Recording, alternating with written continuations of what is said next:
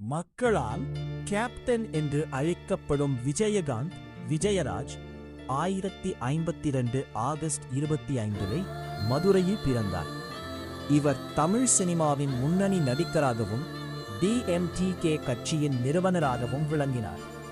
விஜயகாந்த் 1059 இனிக்கும் இளமை படம் மூலம் நடிகரானார்.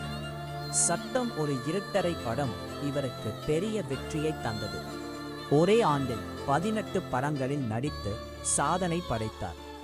புலன் விசாரணை, கேப்டன் பிரபாகரன் போன்ற படங்கள் இவருக்கு கேப்டன் என்ற பெயரை பெற்றுத் தந்தன.